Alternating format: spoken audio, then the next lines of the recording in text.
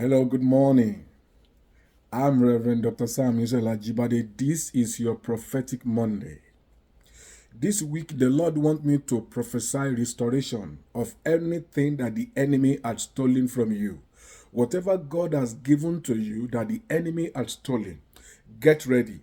There shall be restoration today in the name of Jesus. I pick my scripture from 2 Kings chapter 4. In 2 Kings chapter 4, we have the story of this woman called the Shunammite woman. The woman saw Elisha and she felt in her heart that Elisha is a man of God. So she always accommodate Elisha every time he went to Shunem. And at a particular time, the Lord spoke through Elisha to the woman because her husband is old and she was not able to conceive. She doesn't have a child. So the Lord spoke through the servant of God, and according to the word of the man of God, she became pregnant and gave birth to a son. But this is where I am going. After the son began to grow, a day came that the son suddenly went with the father to go and work in the farm, and then he was sick. They brought him home and the child died. When the child died, I can imagine in the mind of that woman, what would she do? This is the only son that she had. The son is the reason why the tears was wiped away from her face. She was no longer called barren. Everyone that had been making jest of her because she couldn't conceive, God wiped away all that shame by the coming of that child. And now the child is dead.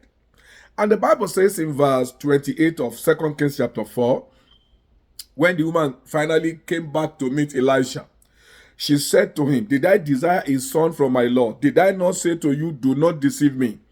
Then Elisha said to Gehazi, "Guide up your lion, take my staff in your hand, go your way. If you meet any man, do not salute him, and if any man salute you, do not answer him.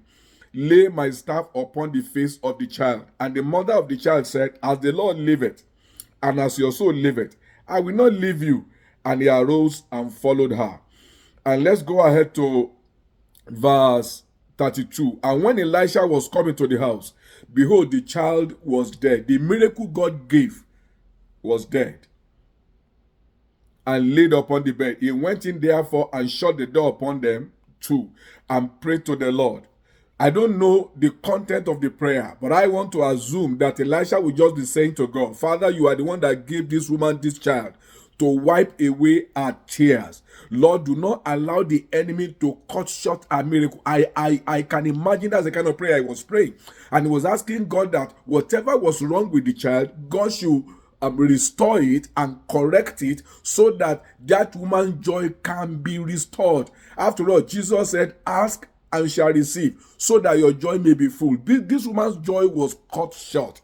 The Bible says, "And he went up and lay upon the child, and put his mouth upon his mouth, and his eyes upon his eyes, and his hand upon his hand, and stretched himself upon the child.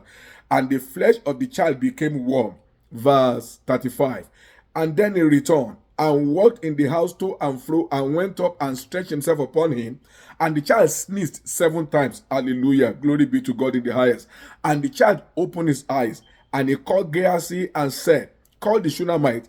So he called her, and when she came unto him, he said to him, 'Take up your son.' She went in, fell upon his feet, bowed herself to the ground, took up her son, and went out." Hear me. I speak as a man ordained from heaven, appointed for your restoration.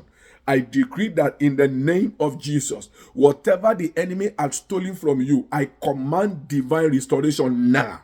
In the mighty name of Jesus, I entreat the Lord God of heaven, the God of eternal covenant, who said, "My people shall not be ashamed again." I command that in the name of Jesus, whatever the enemy has brought into your life that has now made you to become identified with shame again, pẹ̀lú àṣẹ tí Ọlọ́run fi ń jẹ́ Ọlọ́run, I command today that death will be averted. That evil will be cancelled in the name of Jesus. That shame is hereby terminated in the name of Jesus. Hear ye, lift up your heads, O ye gates, and be lifted, ye everlasting doors. Let the King of glory come into the circumstance of this person.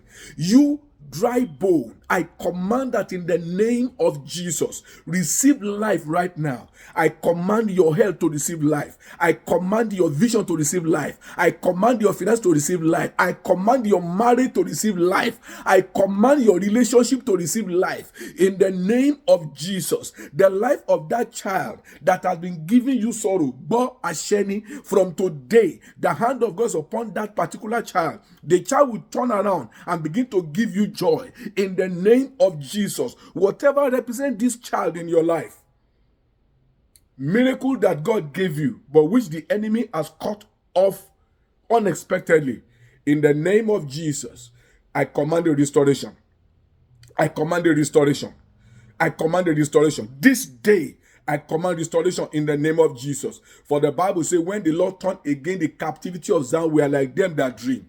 I command that today, there shall be restoration. There shall be turnaround in the name of Jesus. Testimony that will make you glad in the name of Jesus. Testimony that will wipe away your shame in the name of Jesus. Your joy shall be permanent from now. Whatever the enemy has been rejoicing over in your life today, I command that the enemy's joy is terminated. Your joy begin, and so shall it be in the name of Jesus Christ. God bless you. This week shall be the most glorious week ever in your life.